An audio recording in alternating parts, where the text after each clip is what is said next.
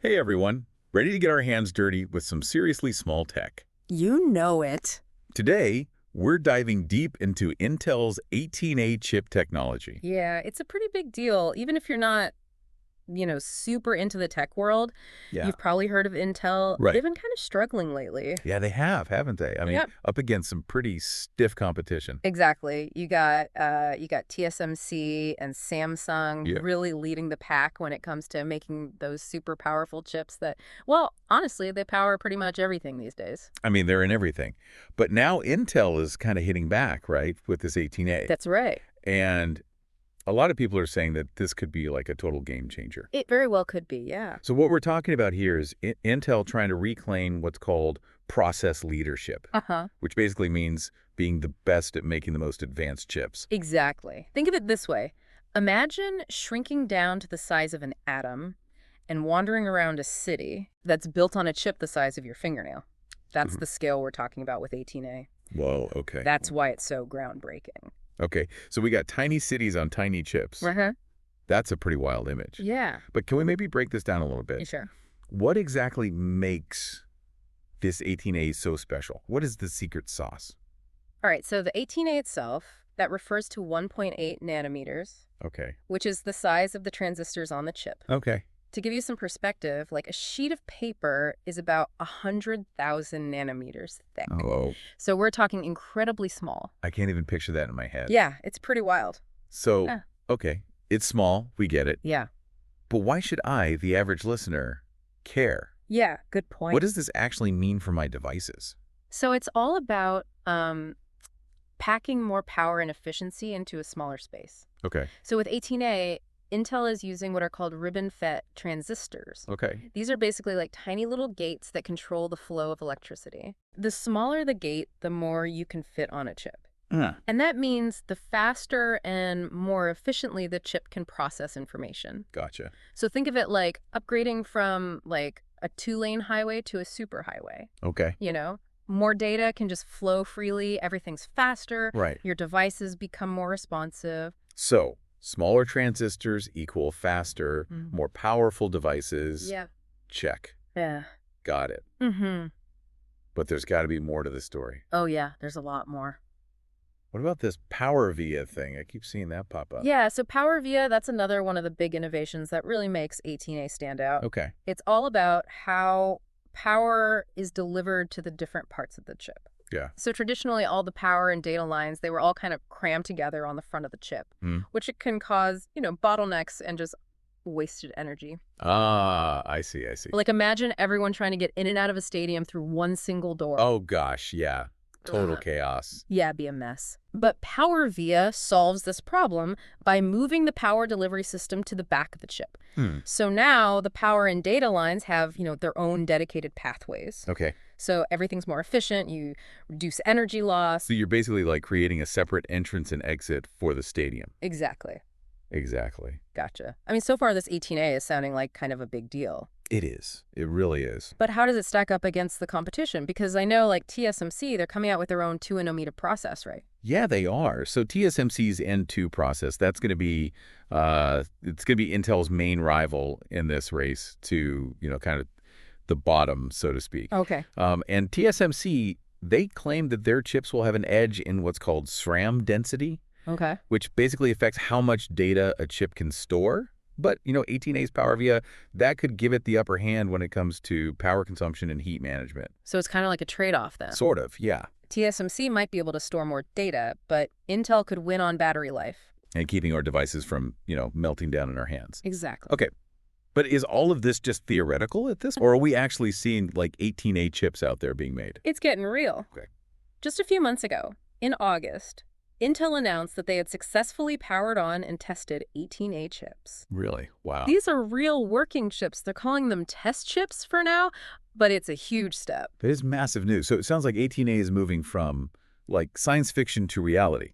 It is. It's becoming very real. But when can we actually expect to see this? Like in our laptops, phones, all of our devices? So looking at Intel's roadmap, it looks like external customers, they'll start designing products with 18A in 2025. Okay. With Intel's own 18A products, likely their next generation of Core Ultra processors. Those are expected to go into mass production in the second half of 2025. Okay, so maybe not tomorrow, but Yeah. it's not that far off. Not too far off, no. But wait a minute. Didn't I read something about some potential problems Uh-oh, what did you hear? with the 18A production process? Mm. Something about yields and defects. Yeah. So there were some initial concerns raised by Broadcom, Okay. which is a company that was testing 18A about the yield of the process. Okay. The yield basically refers to the percentage of usable chips produced from a batch. So a lower yield means more wasted silicon, higher costs. Like, imagine baking a batch of cookies and some of them come out burnt. Yeah, You exactly. just wasted ingredients and time. Exactly. Wasted silicon is a lot more expensive than burnt cookies, though. Okay, so burnt cookies are bad, burnt chips are worse. Much worse. But how worried should we be about this? Is this like a major roadblock for Intel? Well, Intel has pushed back against those concerns pretty strongly. Okay. They've stated that their defect density figures, Okay. which is basically a measure of imperfections on the chips, that those figures are actually within industry standards Okay. for this stage of development. So it's like a few crumbs in the cookie dough. Not ideal, but not ruining the whole batch. Exactly. A good analogy. And, this is all just part of the process. Right.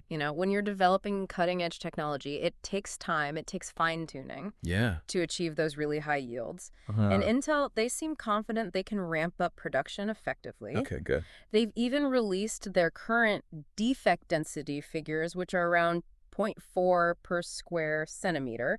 And that's actually on par with TSMC's figures for their older chip technologies Oh, wow. at a similar point in their development. Okay, that's good to hear. So shifting gears a little bit, let's talk big picture. Okay, yeah. Can 18A really be the key to Intel's comeback? Well, it's definitely a big gamble. Yeah. They've invested tons of money and resources into this. So the stakes are incredibly high. They are. Can they actually pull this off? Well, it's a bold move for sure, but they've already secured some pretty big-name customers for 18A. Okay, so we're not talking small startups here. No. We're talking like the big leagues. Huge players. Okay, tell me more. Who's jumping on board the 18A train? Well, one of the most significant is a partnership with the U.S. Department of Defense Oh, okay. for their RAM-PC program. All right. This program is all about bringing advanced chip manufacturing back to the U.S., and Intel is a key player in that. Whoa, okay. That's a pretty big deal. Yeah, it is. I mean, we've all heard about the global chip shortage Right. and how important it is for countries to have their own, domestic chip production capabilities. It's not just about, business anymore. It's about national security. Exactly. So Intel being involved in this RAM-PC program, Uh-huh. that's a big win for them. Absolutely. Okay. And it's not just the Department of Defense. We're also seeing huge interest from tech giants Okay. like Amazon and Microsoft, Okay. both of which are looking to develop custom AI chips using 18A technology. Wow. Okay. So this really highlights, the growing importance of AI. Yeah. Intel's strategic positioning in that market. Okay, so we've got national security, we've got the future of AI, and it's all tied up in these tiny little chips. It's incredible. It really is. But you know me, I always like to keep things kind of grounded, Sure. So let's talk about the financial side of things for a moment. Okay. Intel's stock, it's taken a bit of a hit over the past year, It has, yeah. and their foundry business, the part that actually makes the chips, that hasn't exactly been thriving either. No, it hasn't. So can 18A really turn things around for them financially? Well, that is the big question, isn't it? Yeah. I mean, can it bring them back to profitability? It's what they're hoping for. Just to give you some context, Intel's stock is currently trading around $20 per share, Okay. which is about a 60% drop from where it was a year ago. Ouch. Yeah. And their foundry business, they actually reported an operating loss of $7 billion in 2023. Oh, wow. And they're even projecting further revenue contraction and continued losses for 2024. So it sounds like 18A needs to be a home run for them, Yeah, it does. It really does. not just a base hit. No. They need to knock it out of the park. Yeah, for sure. So fingers crossed for Intel. Yeah, I hope so. It sounds like 18A really is their comeback chip. Yeah.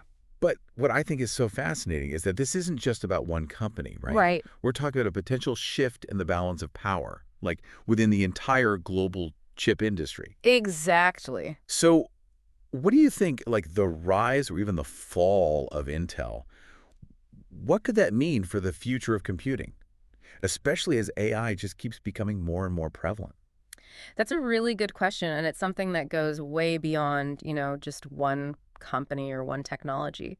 Right. The chip industry, it's incredibly dynamic, Yeah. constantly evolving. Hmm. And, today's leader can quickly become tomorrow's laggard if they don't innovate. Right. Intel's making a big bet with 18A. The stakes are high. It's going to be really fascinating to see how this all plays out. Yeah. It's funny. We started out talking about these teeny tiny transistors, and now we're talking about national security, the future of AI, Yeah. the global balance of power. It's amazing how something so small can have such a massive impact on the world. It really is. And it's a reminder that the technologies we take for granted, the chips that power our phones, our laptops, our cars, all of that, it's the result of some incredible ingenuity, Yeah. innovation, and this competition to develop the next generation, that's just going to keep getting more intense. And I think for our listeners, this kind of underscores why it's important to, stay informed Absolutely. about these developments. Even if you're not an engineer, you don't have a tech background. Right. These innovations, they shape our world in huge ways. They really do. It's crucial for all of us to understand, how these technologies work, who's developing them, what the potential implications are. It doesn't matter what your technical background is. Okay, so we've covered a lot today. We've talked about the technical ins and outs of 18A. Yeah. Its potential impact on Intel's future, Yeah. and kind of its broader implications for the global tech landscape. So before we wrap up, I'd love to hear your final thoughts. What are the key takeaways you want our listeners to leave with? I think the biggest takeaway is that Intel is really serious about getting back to the top. Okay. In the semiconductor industry, 18A represents a huge leap forward Yeah. in chip technology.